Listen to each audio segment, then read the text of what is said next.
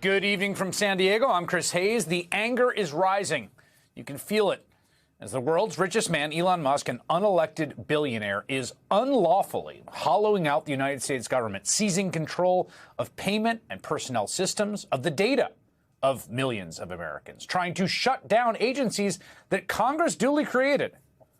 Americans across the country in protests and demonstrations and teach-ins are focusing their outrage on Musk with calls of fire Elon, even though it is not entirely clear who he is working for other than himself.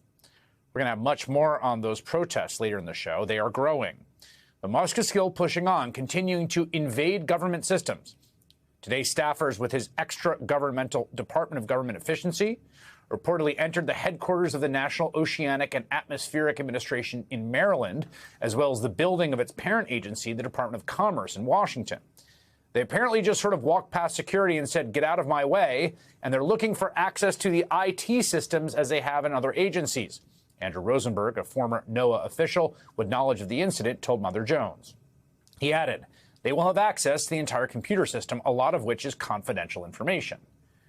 Now, it should be noted here that Project 2025, the right-wing blueprint for Trump's second term, which polled abysmally and Trump tried to deny he had anything to do with, well, look at that. It called for NOAA to be broken up and downsized because its role in promoting climate science was harmful to U.S. prosperity. Musk staffers have also gained access to payment and contracting systems at the extremely important and crucial Centers for Medicare and Medicaid Services. That is the source of health insurance for more than 150 million older and poorer Americans. And again, as with much of this, what is he doing with that access? Totally unclear. Who knows? He did post on the social media platform he owns saying, yeah, this is where the big money fraud is happening.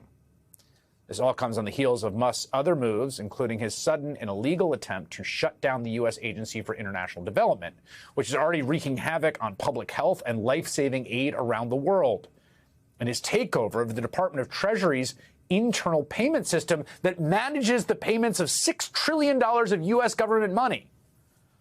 Trump officials continue to insist that Musk's access to that crucial, basically the government's bank account, that access is read-only.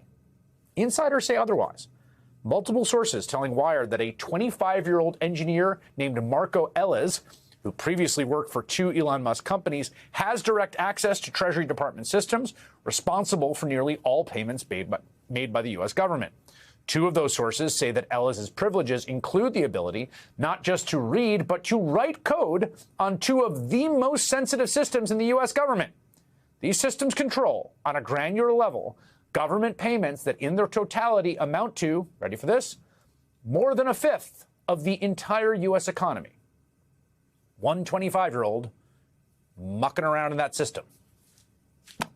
This is just a fraction of what the world's richest man, a guy that no one voted for, a guy who's actually constitutionally banned for running for president, has done to take over the U.S. government. And so Democrats on the House Oversight Committee, tasked, of course, with the duty of oversight, tried to do some of that oversight today, to subpoena Musk, to just have him come to testify before the committee about what he's up to.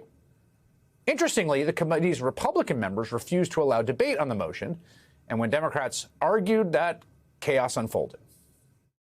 Mr. Chairman, I think it's outrageous that this committee will not even entertain a motion. No, you state your... Chairman, that's not a point of order. Somebody who's breaking the law and dismantling our federal agencies. Data,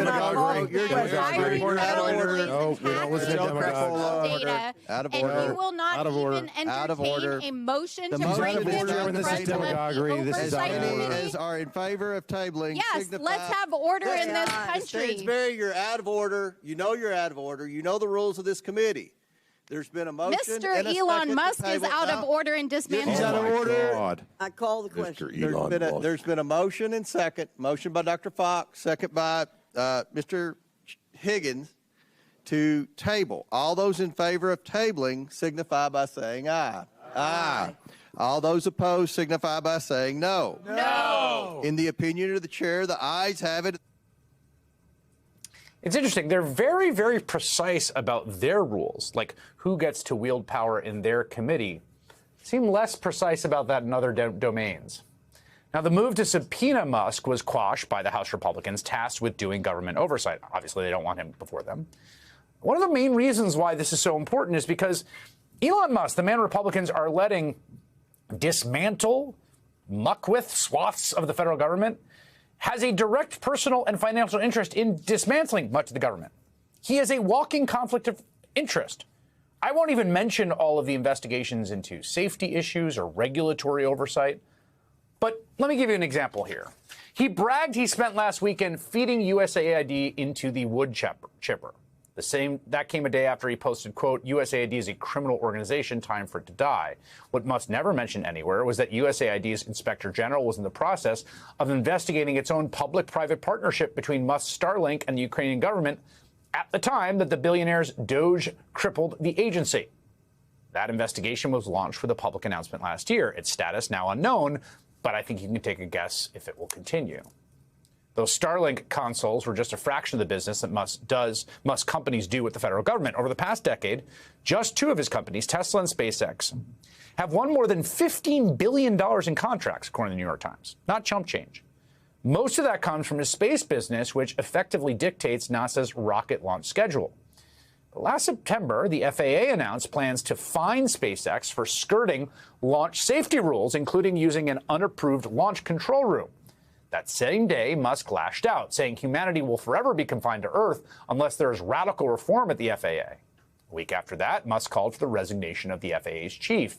Then last month, in the final days of the Biden administration, a SpaceX Starship exploded shortly after takeoff, spreading an estimated 100 tons of debris beyond protected areas. Air traffic controllers had to deal with the aftermath of that with the planes that they were guiding safely. There were reports of debris and damage on the Turks and Caicos Islands. Air traffic in the area had to be briefly diverted. SpaceX announced it had undergone a, quote, rapid unscheduled disassembly. The FAA immediately grounded SpaceX, barring future launches until an investigation could be conducted. 3 days later, Donald Trump became president, and the FAA administrator, who Elon Musk wanted out, announced his resignation. Given all of that, given Elon Musk's penchant for exploding rocket ships, what he likes to call rapid unscheduled disassembly, you'd think he's the last guy the FAA would want weighing in on issues of public transportation safety, especially when those issues were just illustrated the stakes of recently. But you would think wrong.